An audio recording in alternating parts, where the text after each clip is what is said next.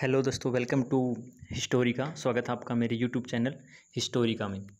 जैसा कि मैंने आपको कल की वीडियो में बताया था कि मेसोपोटामियन सिविलाइजेशन का ज्योग्राफिकल जो एरिया है वो क्या है, मैंने ग्लोब के माध्यम से आपको बता दिया था। आज की जो वीडियो है इसमें मैं आपको बताऊंगा कि इसका डिस्क्रिप्टिव तरीके से इसके बारे में हम डिस्कस करेंगे। ओके, मेसोपोटामियन सिविलाइजेशन के बारे में। Okay, so let's start. ये देखिए, मैंने कल भी मैप में आपको बता दिया था कि जो मेसोपोटामियन जो सिविलाइजेशन है उसका भौगोलिक जो विस्तार है, ज्योग्राफिकल जो एक्सपेंड उसने किया था, वो ये एरिया था सारा का सारा। सीरिया हो गया, इराक हो गया, ठीक है। ये देखिए इराक, इस तरफ से देखेंगे तो ईरान का कुछ हिस्सा था, ये साउथ वाला, ठीक है। ये सारा का सारा हिस्सा क्या था, मेसोपोटामियन सिविलाइजेशन के अंडर आता था। ओके, ये देखिए इस तरफ लेबनान का कुछ हिस्सा था, सीरिया का ये नॉर्थ वाला हिस्सा, इराक वाला हिस्सा, ये कंप्लीट जो पार्ट था ये सारा का सारा मेसोपोटामियन सिविलाइजेशन के अंडर था। ओके, ये बातें हमारी कल ग्लोब के माध्यम से हमने आपको बता दिया था, ठीक है। तो आज देखिए इसका जो डिस्क्रिप्टिव हम इसकी जो एक्सप्लेनेशन है वो करते हैं। जो इसकी सोशल लाइफ थी, इसकी रिलीजियस लाइफ क्या थी, इसकी पॉलिटिकल लाइफ क्या थी, ठीक है। तो चलिए स्टार्ट करते हैं। ओके, मेसोपोटामियन सभ्यता की जो पृष्ठभूमि है, पृष्ठभूमि इट मीन्स दैट कि बैकग्राउंड क्या है उसका, ठीक है। तो देखिए ये जो देखिए पहली बात तो मैं बता देता हूँ कि जितनी भी सिविलाइजेशंस पनपी हैं, विकसित हुई हैं, जिनका विकास हुआ है, डेवलप हुई हैं, वो सब की सब नदियों के किनारे हुई हैं। ज़्यादा से ज़्यादातर देखेंगे तो, क्योंकि नदियों के किनारे उनका विकसित होने का जो एक सबसे बड़ा रीज़न है वो ये होता है कि क्या होता है कि नदियों का जो जल है वो उपजाऊ मिट्टी अपने साथ लेके आता है, और वहाँ के आसपास का जो ज़मीन होती है उसको वो स्वाभाविक सी बात है कि वहाँ उसको उपजाऊ बनाएगा तो अन्न पैदा होगा, और जो घुमक्कड़ प्रवृत्ति के लोग थे वहाँ पे वो स्थायी निवास करने लग जाएंगे। और स्थायी निवास जहाँ भी हो जाता है व्यक्तियों का, वहाँ क्या होता है, कोई ना कोई सिविलाइजेशन पैदा होनी स्टार्ट हो जाती है। क्योंकि जहाँ बस्ती बनेगी वहाँ पे सोशल लाइफ भी होगी, वहाँ पे रिलीजियस लाइफ भी होगी, वहाँ पे उनकी राजनीतिक लाइफ भी होगी। ऐसे ये सिविलाइजेशन जो है डेवलप होती है, ठीक है। तो मेसोपोटामियन जो सिविलाइजेशन थी उसका जो विकास था वो दो नदियों के अंडर माना गया। जो दो नदियाँ थी महत्वपूर्ण, दजला और फरात की नदियाँ। ये देखिए यहाँ जो ये हैं दजला और फरात की नदियाँ, ठीक है। इनको अदर लैंग्वेज में देखें तो टिग्रिस और यूक्रेटिस भी बोला जाता है। ओके, तो हम देखेंगे कि यह जो सभ्यता है वर्तमान के अधिकांश, ये इसने फिर इसका इलाका बता दिया कि इसका किस किस इलाके में ये एक्सपेंड हुए। इराक हो गया, जैसे कुवैत हो गया, है ना, ये सीरिया का हिस्सा हो गया, पूर्वी भागों में तुर्की के दक्षिण पूर्वी हिस्सा हो गया कुछ। ओके, तो यहाँ इसने एक्सपेंड किया, यहाँ ये फैली, ठीक है। नदियों का जो मुहाना होता है, मुहाना इट मीन्स दैट कि नदियाँ जहाँ से निकलना स्टार्ट होती हैं। ओके, तो मुहाना जो होता है वहाँ से क्या विशेष रूप से क्या हुआ कि कुछ सभ्यताएं थी जो सुमेरियन, फिर बीच में बेबीलोन, ठीक है, उत्तर में असीरियन सभ्यता का विकास हुआ। मैं ये बात को आपको क्लियर कर देता हूँ कि जो मेसोपोटामिया है वो एक बड़ा एरिया था, और उसी एरिया के अंदर ये सिविलाइजेशंस पनपी थी। जैसे सुमेरियन, बेबीलोन और असीरियन, ये सब की सब जो है एक एक टाइम पीरियड के साथ साथ विकसित हुई और फिर इनका पतन हो गया। ओके, और ये जो सिविलाइजेशन है ये सिर्फ एग्रीकल्चर को विकसित करने वाले स्थानों में से एक नहीं था। इसमें क्या हुआ कि यह मिस्र और सिंधु घाटी की सभ्यता के चौराहे पर भी था। ओके, इस सभ्यता में प्रौद्योगिकी, साहित्य यानी कि लिटरेचर, वहाँ की साइंस, वहाँ के कानून, वहाँ की फिलोसफी, वहाँ का रिलीजन, वहाँ का जो इनका जो फिलोसफी होती है वो सब की सब क्या थी, वो इसके अंडर थी, ठीक है। तो ये सारी चीज़ें जब कोई सिविलाइजेशन होती है उसमें देखी जाती हैं, ठीक है। तो देखिए अगला जो होगा, मेसोपोटामिया की प्रमुख जो सिविलाइजेशंस हैं वो सुमेरियन हो गई, अक्कादियन हो गई, बेबीलोन हो गई, सीरियन हो गई। ये सब की सब क्या थी, उसकी सिविलाइजेशन की पार्ट थे। ओके, इसकी जो खोज है ना, अब खोज के ऊपर चल रही, इसकी डिस्कवरी कैसे हुई, ठीक है। तो इसकी डिस्कवरी जब हम देखते हैं तो उसमें 1850 में कोई विद्वान थे, अंग्रेजी विद्वान थे, रॉबिन्सन्स। तो बेहिस्तून एक इलाका है, वहाँ ऊंचे टीले के पास इसको उन्होंने उसकी खोज की थी। जैसे हमारे सिंधु घाटी सभ्यता में जब हम देखते हैं तो हम पाते हैं कि जो अभी तो पाकिस्तान में है वो इलाका ज़्यादातर, तो वहाँ पे हड़प्पा और रावी नदी के किनारे जो एरिया है हमने राखलदास बनर्जी ने और दयाराम साहनी ने खोजा था, ठीक है। उसी तरह यहाँ पे जो है रॉबिन्सन्स ने खोजा था, ओके। और आगे जब हम देखते हैं तो इसमें देखिए इसका जो जनक है, जनक इट मीन्स दैट कि वास्तव में इसको एक्सप्लेन करने वाले कौन थे कि सुमेरियन भी कोई सिविलाइजेशन है। तो देखो विद्वान जो है उनमें हमेशा डिबेट रहती है, ठीक है। और इतिहास में हम कभी भी एक फिक्स कंक्लूजन पे नहीं पहुंच सकते, क्योंकि कुछ न कुछ नए रिसर्च इतिहास में कुछ नए तथ्य सामने निकल के आते ही रहते हैं। तो जब भी आप क्वेश्चन लिखें क्वेश्चन का आंसर लिखें तो उसमें कभी भी फिक्स कंक्लूजन आप ना डालें। विद्वानों का एक वाक्य ज़रूर ये लाइन डालें कि विद्वानों में जो है इसमें मतभेद है, इस विद्वान के ये विचार हैं और इस विद्वान के ये विचार हैं, ठीक है। तो इसमें देखिए डॉक्टर कीथ का मत कुछ है। डॉक्टर कीथ कहते हैं कि सिंधु और सुमेरियन जो सिविलाइजेशन है दोनों सभ्यताओं में पर्याप्त जो है उनका संबंध था, ठीक है। समानता प्रतीत होती, समानता इट मीन्स दैट कि उनमें कुछ न कुछ रिलेशन बता रहे हैं वो, ठीक है। तो सिंधु घाटी सभ्यता के वो नज़दीक मानी जाती है ज़्यादा, ओके। तो कुछ विद्वानों ने इसको नकार दिया है, ओके। तो आगे देखते हैं कि मेसोपोटामियन जो सभ्यता थी उसकी प्रमुख सभ्यताएं कौन सी थी। मैंने कहा ना कि मेसोपोटामिया का जो एरिया था वो ये एरिया था सारा का सारा, ठीक है। ये देखिए इस तरफ बड़ा, और ये इसके जो है कुछ नगर दिए गए हैं, कुछ एरिया दिए गए हैं। किस हो गया, जैसे लगास हो गया, उर हो गया, उरुक हो गया, ये उर हो गया, ये सुमेर का इलाका, ठीक है। अरेबियन डेजर्ट के आसपास इसके साउथ में, ठीक है, सॉरी नॉर्थ में। तो यहाँ क्या था, इसकी कुछ प्रमुख जो सभ्यताएं थी वो इस तरह से थी। देखिए सुमेरियन सभ्यता थी सबसे पहले तो 4000 ईसा पूर्व BC के आसपास इसका टाइम माना गया है, ओके। नहरों और रक्षात्मक दीवारों द्वारा अलग किया गया था। इसमें कुछ इसके जो मैंने बताया था नगर राज्य और उनके अलग अलग फिर उनके देवता होते थे, पुजारी होता था, एक राज्यपाल होता था। प्रमुख जो शहर थे वो ये दे रखे, जैसे उरुक, निपुर, किस अम्मा, ये सब उसके प्रमुख शहर माने गए, ओके। और क्या हुआ कि सुमेरियाई कुछ जो शासकों की जो शक्ति थी वो जब कमज़ोर हुई तो 2600 ईसा पूर्व BC के आसपास क्या हुआ कि वो उसका पतन स्टार्ट हो गया। सुमेरियन जो सभ्यता थी उसका मेसोपोटामियन के इलाके, ओके। तो अगली जो इनकी सिविलाइजेशन पनपी थी वो है अक्कादियन साम्राज्य। अक्कादियन साम्राज्य का जो एरिया है वो देखिए फिर ये यहाँ पे निकल के सामने आ जाता है। इस तरफ पहले क्या था कि इस तरफ हमने देखा था सुमेरियन वाला, है ना। अब ये जो एरिया है अक्कादियन साम्राज्य जो है विकसित हो गया, और इनका जो ये एरिया था ये सारा का सारा अक्षीण हो गया था। अक्षीण मतलब पतन, डिक्लाइन हो जाना उसका, ओके। सो देखिए ये जो सुमेरियन शासक थे उनकी कमजोरी जब पता चला कि वो कमज़ोर हो गए तो उनकी कमजोरी का लाभ उठा करके उन घुमंतु जीने वाली शाखा ने क्या किया, उनके ऊपर आक्रमण कर दिया, ठीक है। सारगोन एक महान इनका राजा हुआ है। सारगोन इस वंश का शक्तिशाली शासक माना गया है, ठीक है। फारस की खाड़ी से लेकर भूमध्य सागर तक उसका साम्राज्य फैल गया था, ओके। 200 वर्षों के बाद इस वंश का जो है डिक्लाइन हो गया। 200 जब वर्ष इसके साम्राज्य स्थापित हुए हो गए उसके बाद जो है इसका डिक्लाइन हो गया, इसका पतन हो गया, ठीक है। उसके बाद हम देखते हैं असीरियन साम्राज्य। ये जो थी ये क्या हुआ कि इसके जो अक्कादियन जो साम्राज्य था उसके सरगुन और उसके वंशजों द्वारा जो है शासित कई अक्कादियन भाषी शहर जो है उन राज्यों में से एक था। अक्कादियन जो है एक स्टेट एक शहर था सिर्फ, ठीक है। वहाँ से ये शक्तिशाली उसके जो वंशज थे, उसकी जो आने वाली पीढ़ियाँ थी शक्तिशाली वंशज थे वो, और शक्ति के रूप में उभरे, और उसके बाद उन्होंने असीरियन साम्राज्य की नींव रख दी, ठीक है। और प्रमुख जो उसमें वो देखे गए हैं उसका जो हिस्सा था वो देखिए पश्चिम में मिस्र और साइप्रस, फारस की सीमाओं तक वो फैल गए थे, ठीक है। बेबीलोनिया की सभ्यता जो है वो भी काफ़ी फेमस है, काफ़ी प्रमुख है, जो हमारे इतिहास में उसको प्रमुख स्थान प्राप्त है, ठीक है। एक मामूली शहर राज्य था ये भी। तो इसने भी क्या किया, बाद में अपना डेवलपमेंट किया 1792 से अगर हम देखें तो उसके बाद से 1715 तक। ये देखिए इसका ये जो एरिया है ना ये सारा का सारा फिर इसके अंडर आ गया, इसने अपने अंदर कवर कर लिया उसको, ओके। सो आगे हम देखते हैं कि उन्होंने उनके जो लिटरेचर था, उनका साहित्य था, उसमें हम्मुराबी की साहित्य जो है प्रमुख माना गया है उसका, ओके।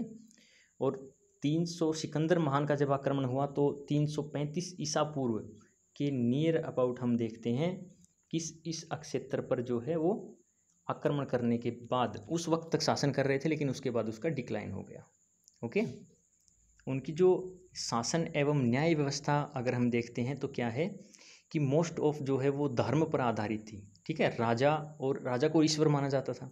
ओके, तो उसमें कुछ ऐसा दिखाई देता है, कुछ उनकी जो विशेषताएं हैं वो ये भी हैं कि डेमोक्रेटिक, उनकी जब काम देखते हैं, उनके जो कार्य देखते हैं वो ऐसा लगता है कि डेमोक्रेटिक जो सिस्टम था वहाँ पे, लोकतांत्रिक शासन प्रणाली, जैसे अभी हमारे देश में है ना। लोकतंत्र का मतलब क्या होता है कि जनता चुनती है ना, तो उसमें कई कुछ अधिकारी हैं, कुछ संगठन वहाँ पे बनाए गए थे जिनकी सहायता से वो क्या करते थे, पुरोहितों की सहायता से राज्य के शासन चलाते थे। ठीक है, और क्या होता था कि कानूनों का जो पालन था वो बड़ी सख्ती से किया जाता था। ठीक है, कानूनों का जो पालन है वो बड़ी सख्ती के साथ किया जाता था। दो प्रकार की न्याय व्यवस्था थी यहाँ पे, एक तो थी धार्मिक न्याय प्रणाली, धार्मिक न्याय प्रणाली हो गई तो उसको पुजारी संभालेगा, सीधी सी बात है। ओके, दूसरी थी राजकीय न्याय प्रणाली। अब राजकीय न्याय प्रणाली हो गई तो उसको कौन संभालेगा, फिर उसको संभालेंगे जो वहाँ के राजा थे, वहाँ के अधिकारी थे वो लोग। ओके, वहाँ के जो मुकदमे थे उनका रिकॉर्ड के रूप में रखा जाता था। ठीक है, कुछ कानूनी संहिताओं का भी निर्माण करवाया गया। संहिताएँ होता है कोड ऑफ कंडक्ट। ठीक है, जैसे हमारे भारत में भी आज हैं। ओके, समाज जो है अब उसका सोशल एंड रिलीजियस जो संरचना स्ट्रक्चर था वो देखते हैं। ओके, सामाजिक और धार्मिक संरचना उसकी जो उनकी सोसाइटी थी वो प्रमुख रूप से 3 वर्गों में विभाजित थी। पहला वर्ग था उच्च वर्ग, ये देखिए उसमें क्या होता था, अब उच्च वर्ग हो गया तो उसमें देखिए सबसे पहले तो ए क्लास के लोग आएंगे, ए ग्रेड वाले, फिर पुरोहित जिनका प्रभाव था पूरे समाज के ऊपर, फिर राज्य के बड़े अधिकारी जो व्यवहारिक रूप से कार्य करते थे। ओके, जो मिड जो उनका एक एरिया था, मध्यम वर्ग था, वो क्या था, जो बड़े कृषक इट मीन्स दैट कि उनके पास ज़मीन का एरिया काफ़ी बड़ा था और अपने अंडर वो मजदूर रखते थे। और फिर ट्रेडर्स हो गए, व्यापारी हो गए। एक निम्न वर्ग था जो सबसे उनका नीचे था, उसमें छोटे किसान आ गए और उसमें श्रमिक आ गए, उनके श्रम करने वाले उनके दास आ गए। ठीक है, जो उनके दास होते थे वो। ओके, और कुछ साक्ष्य हमें मिलते हैं कि उनकी जो सोसाइटी थी उसमें दास प्रथा जो है उसका प्रचलन था। दास प्रथा का प्रचलन के साक्ष्य उस मेसोपोटामियन सिविलाइजेशन में हमें मिलते हैं। ओके, सो स्त्रियों की जो स्थिति हम देखते हैं तो वो काफ़ी हद तक अच्छी थी। उनको क्या है, संपत्ति रखने का भी अधिकार था, जो आज के टाइम हमारे महिलाओं को दिया गया है। ओके, हमारे भारत देश में भी दिया गया, संपत्ति रखने का अधिकार भी था उनको। ठीक है, अब उनको बिजनेस करने की भी फ्रीडम थी। ठीक है, स्त्रियों का सम्मान किया जाता था, पुजारियों एवं देवियों का जिक्र मिलता है उनके साहित्य में। उनके खान पान रहन सहन जो उच्च कोटि का था, लोग ऊनी तथा सूती वस्त्र आभूषणों का जो है प्रयोग करते थे। और एक बात मैं बता दूं, उनकी जो उच्च वर्ग की महिलाएं थी वो काफ़ी हद तक विलासी मानी गई हैं। वो मतलब अपने श्रृंगार का काफ़ी ध्यान रखना, उनकी जो कब्र थी उन कब्रों में जो है काफ़ी हद तक उनके श्रृंगार के जो सामान थे वो साथ में दफनाए गए थे, वो अभी मिली हैं। ठीक है, वहाँ जो है बहुदेववादी एक सोसाइटी थी, जैसे हमारे भारत में आज हम देखें तो बहुदेववादी मिलती है। ओके, बहुदेववादी, बहुत से देवताओं को मानने का प्रचलन। ठीक है, उनके जो प्रमुख देवता थे ये देखिए, एन हो गया, एनकी हो गई, एनलिन हो गया, इनन्ना उतु, ये अजीबोगरीब से नाम है उनके। इस तरह से वो उनके देवता थे जिनको वो मानते थे। ठीक है, आगे हम देखते हैं कि आर्थिक संरचना किस तरह से थी उसकी। ओके, आर्थिक संरचना को जब हम देखेंगे तो देखिए, पहली बात तो किसी भी साम्राज्य को चलाने के लिए उसकी अर्थव्यवस्था का मजबूत होना बहुत महत्वपूर्ण है। वहाँ जो है किसान थे, पशुपालक थे। ओके, एग्रीकल्चर जो है महत्वपूर्ण उनका एक एरिया था जो कि उनकी इकोनॉमी का आधार था। ठीक है, पशुपालन वो लोग करते थे। सिंचाई के लिए क्या किया गया कि नहरों का निर्माण कराया गया। अब नहरों का निर्माण किया गया तो मजदूरों की आवश्यकता हुई, इट मीन्स दैट कि रोजगार पैदा हुई। ओके, अब नहरों का निर्माण होगा तो जो उपजाऊ पानी जो वहाँ पे आता था अपने साथ उपजाऊ मिट्टी लेके आता था, तो उससे क्या हुआ कि एग्रीकल्चर का और भी ज़्यादा विकास हुआ, उनका व्यापार बढ़ गया। मुख्य जो उनका व्यवसाय था वो कृषि एवं पशुपालन था। प्रमुख फसलें थी जैसे गेहूँ हो गया। ठीक है, ये देखिए जो गेहूँ, खजूर, दाल, विभिन्न प्रकार की सब्जियाँ थी। ठीक है, और जो पशु वो पालन करते थे उस पशु में हम देखते हैं कि गाय हो गया, बैल हो गया, भेड़, बकरी, गधा, कुत्ता इत्यादि, ये जो उनके प्रमुख पशु थे। ठीक है। अब उनके जो मंदिर थे ना, वो मंदिर जो है बैंकों का कार्य करते थे। ठीक है, क्योंकि सबको पता है कि उनके पास ही वो उनका जो प्रोडक्शन था, टैक्सेशन जो सिस्टम था, उनके मंदिरों के पास ही जाता था। ठीक है, तो वहाँ से वो ऋण भी दे देते थे। ओके, और उनके पास जो है कारीगर भी उपलब्ध थे। वहाँ का जो क्लाइमेट था, देखिए क्लाइमेट जो है किसी भी देश की आर्थिक संरचना में काफ़ी महत्वपूर्ण भूमिका निभाता है। जिस साम्राज्य का जैसा क्लाइमेट होगा, उसी तरह के वहाँ पे व्यवसाय पैदा होने स्टार्ट हो जाएंगे। तो वहाँ की देखिए मिट्टी और नदियों का जल जो है मीठा था, काफ़ी हद तक जो है वो उपजाऊ उसने ज़मीन को बना दिया था। ठीक है, तो उसकी लगातार जो आपूर्ति हुई, उससे क्या हुआ कि आदर्श परिस्थितियों का अर्थ होता है कि उनके विकास के फलस्वरूप, उनके विकसित होने के लिए जो उनको परिस्थितियाँ चाहिए थी, वो परिस्थितियाँ उनको मिल गई थी। ओके, ठीक है, आगे चलते हैं। उनकी जो लेखन कला, मैंने कल भी बताया था आपको वीडियो में कि जो लिपि थी, लिखने की जो कला थी, वो सुमेरियन सिविलाइजेशन में सबसे पहले मानी गई है, वहाँ की सिविलाइजेशन में। ओके, एक प्रणाली का विकास किया गया था जिसको हम क्यूनिफॉर्म यानी किलाक्षर लिपि कहते हैं। अगर हिंदी में देखें तो किलाक्षर लिपि, और क्यूनिफॉर्म यानी कि किलाक्षर लिपि। ठीक है, तो इस हिसाब से सुमेरियन सिविलाइजेशन जो है काफ़ी महत्वपूर्ण है। सबसे प्राचीन भाषा सुमेरियन थी, मेसोपोटामिया लिखी गई थी जो। ठीक है, सेमेटिक भाषा बोली जाती थी। स्टार्टिंग में हम देखते हैं तो सेमेटिक भाषा, ये सेमेटिक भाषा थी, ये बोली जाती थी उस वक्त। ओके, अक्कादियन बोलचाल की भाषा थी, प्रशासनिक, धार्मिक एवं साहित्यिक भाषा के रूप में बन गई बाद में फिर वो। ठीक है, अब उनके साक्ष्य देखते हैं कि लिखने के कहाँ से मिले हमको। तो पर्सनली देखते हैं तो उनके व्यावसायिक पत्र मिले हैं, रसीदें, शाब्दिक सूची, दैनिक रिकॉर्ड मिले हैं, महाकाव्य मिले हैं उनके। तो इसमें पता चल गया हम किस तरह से उनका जो है साहित्य था। ओके ओके, सो अभी इनका जो है लेखन कला का जो हमारा टॉपिक था वो कंप्लीट हो गया। आगे जो टॉपिक आता है वो टॉपिक है कला एवं स्थापत्य, यानी कि आर्ट, और उनकी जो आर्किटेक्चर था वो किस तरह का था। ठीक है, देखिए ये एक उन्होंने चित्र दिया गया है, इराक के पास उर का महान जिगुरात, यानी कि इस तरह से वो स्थापत्य यानी कि आर्किटेक्चर करते थे। ओके, आर्किटेक्चर होती है अपनी इंजीनियरिंग जैसे बोलते हैं, इंजीनियरिंग की जो उनकी कैपेसिटी थी वो क्या थी। ठीक है, तो इन्होंने देखो इस सभ्यता ने गणित के क्षेत्र में काफ़ी महारत हासिल की हुई थी। ठीक है, उसमें दिया गया था 1 मिनट में 60 सेकंड होती हैं। ये सारा का सारा जो आज हम पढ़ रहे होते हैं। ओके, एक सर्किल में 360 डिग्री होता है जो आज हम पढ़ते हैं। ठीक है, एक साल में 12 महीने के सिस्टम की नींव रखी थी उन्होंने। एक हफ्ते में 7 दिनों की प्रणाली भी उन्होंने प्रारंभ की थी, है ना, 1 वीक में 7 डेज की। सो मंदिर, जिगुरात, नगरों के प्रवेश द्वार इत्यादि हमको जो साक्ष्य मिलते हैं। ठीक है, देवताओं के निवास स्थान माने गए थे ये जिगुरात जो है। ठीक है, प्रत्येक शहर का अपना संरक्षक देवता माना जाता था कि ये हमारी बारिश से रक्षा करेगा, ये हमारी धूप से रक्षा करेगा, ये बाढ़ से रक्षा करेगा।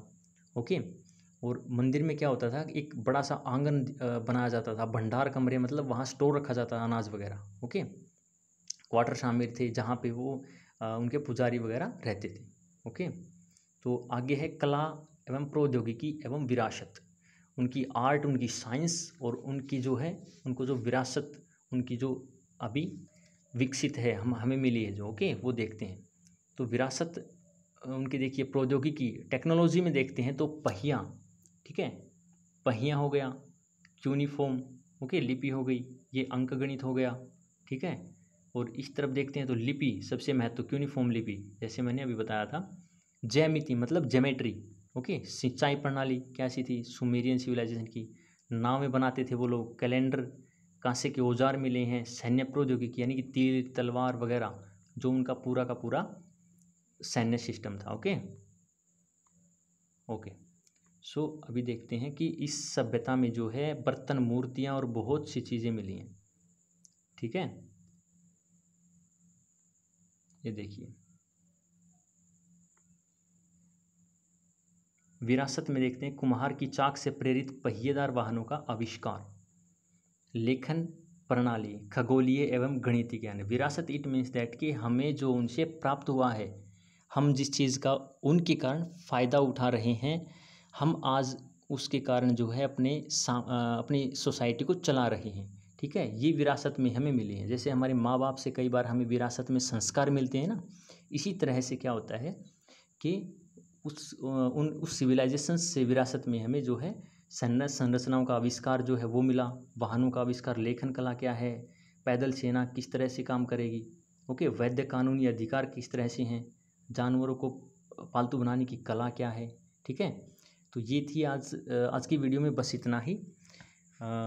1-2 दिन के बाद फिर एक वीडियो डालेंगे इसी के कंक्लूजन के ऊपर। ठीक है, तो ये थी आपकी Mesopotamian civilisation. Okay, bye bye, thank you.